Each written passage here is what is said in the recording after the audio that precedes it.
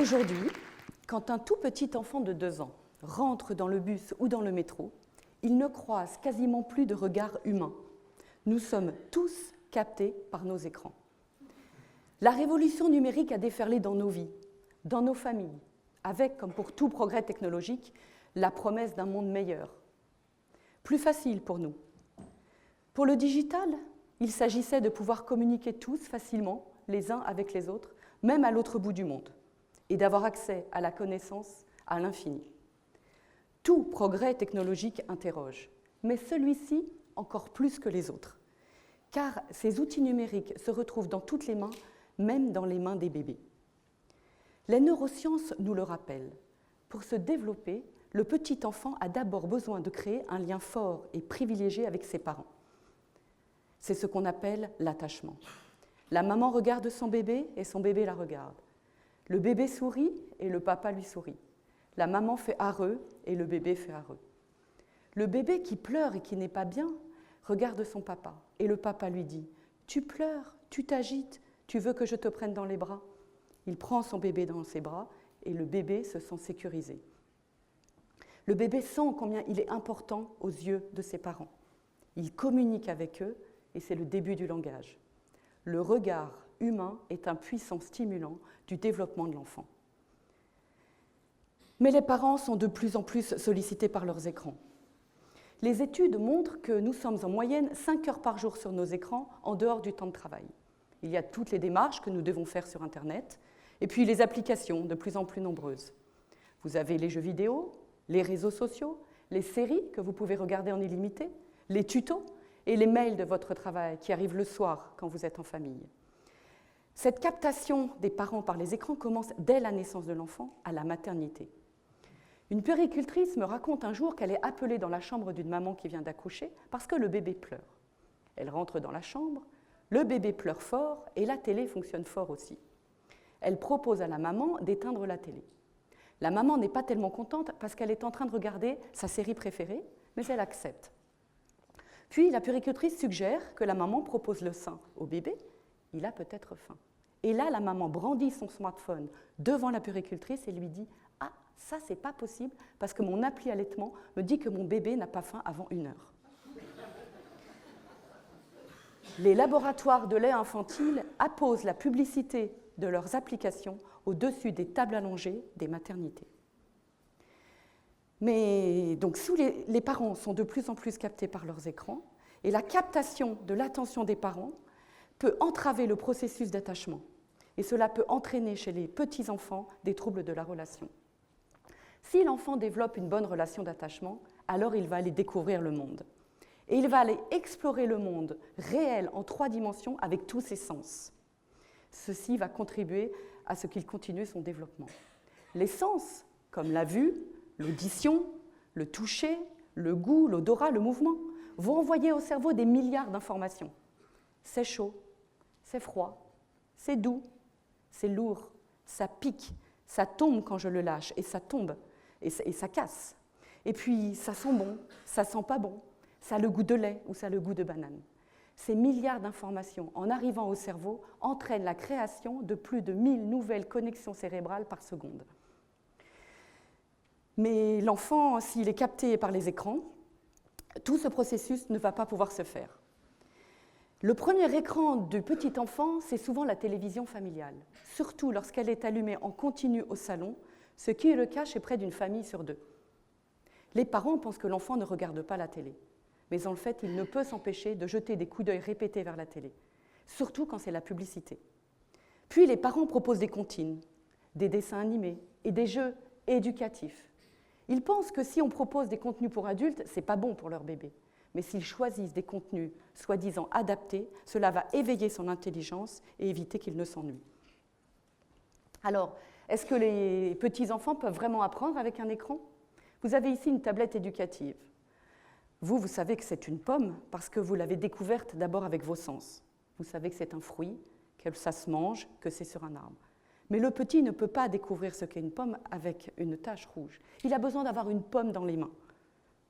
Il sait qu'elle est ronde parce qu'il fait le tour avec les doigts. Il sait qu'elle est lisse parce qu'il la caresse. Elle a un poids de pomme dans ses mains. S'il essaye d'enfoncer son doigt dedans, ce n'est pas possible. contrairement à la tomate. Et puis elle a une odeur de pomme et un goût de pomme. Tous les sens de l'enfant lui permettent de découvrir et d'apprendre ce qu'est vraiment une pomme. Ici, l'enfant ne peut pas apprendre que c'est une pomme, surtout si elle a des yeux et si elle parle. Mais docteur, l'enfant peut apprendre à compter avec un écran. La tablette montre un bâton et dit 1, et l'enfant dit 1. Puis la tablette montre un zigzag et dit 2, et l'enfant répète 2. Puis la tablette montre un ressort et dit 3, et l'enfant répète 3. Et je vois des enfants comme ça compter jusqu'à 50. Mais si je leur dis « donne-moi 2 cubes », ils sont incapables de me donner 2 cubes, car ils ont associé par automatisme une image à un son, et ils ne comprennent pas ce que 2 veut dire. Ils répètent des mots qui n'ont pas de sens. Un jour, je reçois un petit Mathéo en consultation, 3 ans, à la demande de la directrice de l'école, car il était en difficulté. Il rentre dans mon cabinet avec son papa. Je lui dis « bonjour », il me répond bleu. Je lui dis « comment tu t'appelles ?» Il me répond rouge. Je lui dis « assieds-toi », il me répond jaune. Et toute la consultation s'est faite comme ça, avec Mathéo qui récitait les couleurs, encouragé par un papa très fier. « Dis au docteur, c'est quelle couleur ça ?» Mathéo passait plusieurs heures par jour devant des petites vidéos YouTube qui lui faisaient répéter les couleurs. Je dis au papa, je vais vous demander un seul truc pour la prochaine fois. Vous arrêtez de lui apprendre les couleurs. Et bien sûr, je lui parle développement de l'enfant et impact des écrans. Alors comment un tout petit peut-il devenir accro aux écrans ? Les flashs lumineux et sonores rendent captif l'enfant en sollicitant son attention involontaire, celle qui, sans effort, va tous nous faire tourner la tête par là s'il y a un flash lumineux ou par là s'il y a un bruit soudain. C'est l'attention qui nous permet d'échapper au danger et de chasser. Tout le contraire de l'attention volontaire, qu'on appelle aussi concentration, qui demande un effort du cerveau pour faire abstraction à ce qui bouge et fait du bruit autour de nous, pour qu'on se concentre sur une seule tâche. C'est le petit enfant qui construit sa tour de cubes et l'enfant plus grand à l'écran qui fait ses apprentissages scolaires. Et puis, le graphisme élaboré, soigné, les effets spéciaux, l'effet waouh qu'on rajoute aux écrans.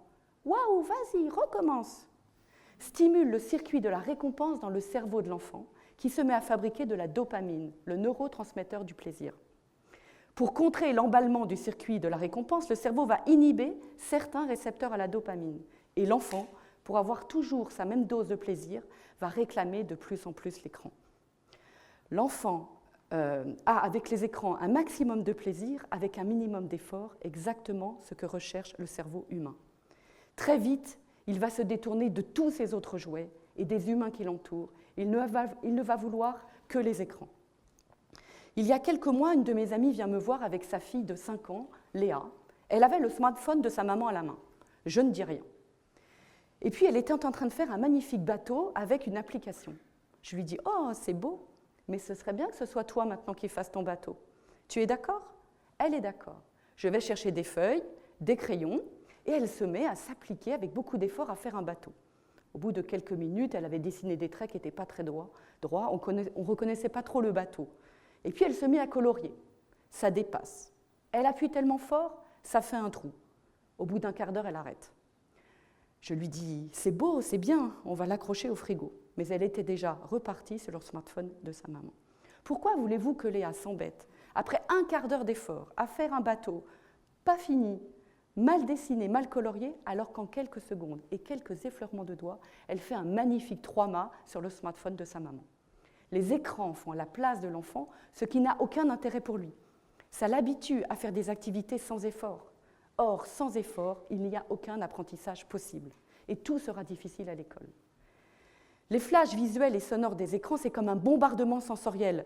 Cela stresse le cerveau de l'enfant, le fait souffrir au lieu de le nourrir. C'est comme si nous avions une alarme à incendie allumée à côté de l'enfant. Pour conclure, les écrans vous volent quelque chose de très précieux. Du temps avec vos enfants et vos petits-enfants. Vous pouvez faire beaucoup pour eux, car vous êtes leurs premiers éducateurs. Pour l'enfant, commencez à limiter le plus possible les activités sur écran, car aucune d'entre elles ne sera aussi riche et nourrissante pour lui que les activités du monde réel avec les interactions humaines. Quant à vous, votre téléphone portable a déjà remplacé votre montre, votre réveil, votre appareil photo ? Ne le laissez pas remplacer votre famille. Le petit enfant a besoin de liens plutôt que de biens. Il a besoin d'être entouré plutôt que d'être équipé. Alors, à vous de jouer maintenant.